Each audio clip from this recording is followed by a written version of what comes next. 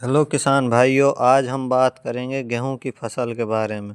आप जो ये गेहूं की फसल देख रहे हैं, ये फसल 65 से 70 दिन की हो चुकी है। आज हम आपको बताने वाले हैं कि इस स्टेज में गेहूं की फसल में कौन सी स्प्रे करनी चाहिए जिससे कि उत्पादन ज़्यादा से ज़्यादा हो सके, क्योंकि सभी किसान भाई चाहते हैं कि उनकी फसल में ज़्यादा से ज़्यादा उत्पादन हो। जिस स्प्रे के बारे में हम आपको बताने वाले हैं वो स्प्रे हमने पिछले साल की थी और उसका रिज़ल्ट हमें बहुत अच्छा मिला। उस खेत में हमें और खेतों की बजाय 2 से 3 क्विंटल बढ़कर उत्पादन मिला।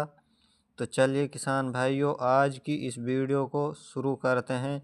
सबसे पहले अगर आपने हमारे YouTube channel super agriculture farming को लाइक और सब्सक्राइब नहीं किया है तो चैनल को सब्सक्राइब कर लें।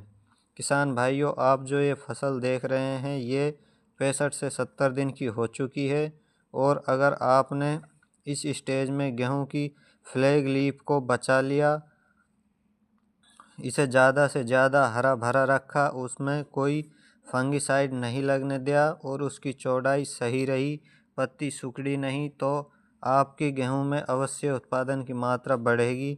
क्योंकि बाद में जब गर्म हवा चलने लगती हैं तो पत्तियां सिकुड़ जाती हैं, उनका विकास ख़त्म हो जाता है और उस समय जो बालियां बनती हैं उनमें दाना छोटा रह जाता है, अच्छा पकता नहीं है और आपका उत्पादन कम हो जाता है। तो चलिए किसान भाइयों, वो कौन सी स्प्रे है जिससे आप अपना उत्पादन बढ़ा सकते हैं। तो दोस्तों, इसमें हम करेंगे एक फंगिसाइड का स्प्रे जिसका नाम है इम्पैक्ट एक्स्ट्रा, जो सीजेंटा कंपनी की है। सीजेंटा कंपनी का इम्पैक्ट इसलिए ले रहे हैं क्योंकि इसका स्प्रे करने से आपके गेहूं की पत्तियों में अगर कोई फंगी जनित रोग है तो ये उसको दूर कर देगी और पत्तियों की जो चौड़ाई है उसको और बढ़ा देगी, जिससे आपकी फसल भरपूर मात्रा में प्रकाश संश्लेषण की क्रिया जो है उसे कर सके। और प्रकाश संश्लेषण की क्रिया अगर आपकी फसल में अच्छी होगी तो आपकी फसल उर्वरक तत्वों का पोषण भी अच्छा करेगी, ज़मीन में जो उर्वरक तत्व होते हैं उनको पोषण भी बहुत अच्छा करेगी। अगर आपकी फसल में उर्वरक तत्वों का पोषण सही होगा तो जो आपकी फसल में बालियाँ बनेंगी उनमें दानों की मात्रा और बढ़ जाएगी और ये आपकी फसल की जो मैच्योरिटी पीरियड्स है उसको भी 4 से 5 दिन बढ़ा देती है। अगर आप इसका स्प्रे करते हैं तो बाद में जब गर्म हवाएं चलती हैं तो उस वक्त यह आपकी फसल को जल्दी से सूखने नहीं देती है। दूसरा स्प्रे आप कर सकते हैं वाटर सोल्यूबल का, जिसे आप NPK 00 52 34 ले सकते हैं।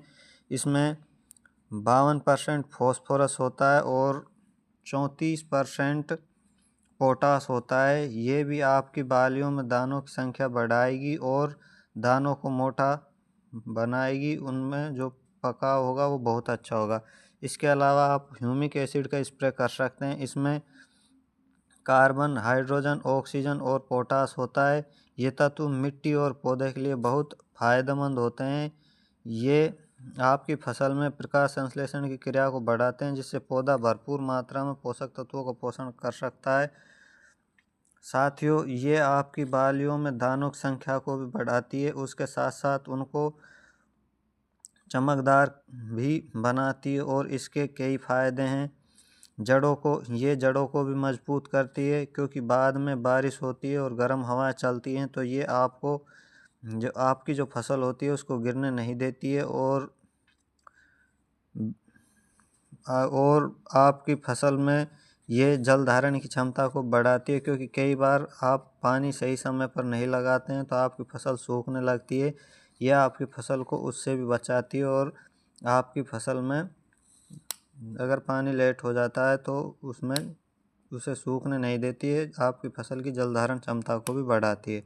अगर आप हमारी जानकारी अच्छी लगी हो तो चैनल को ज़रूर सब्सक्राइब कर लीजिए। धन्यवाद, मिलते हैं अगली वीडियो में।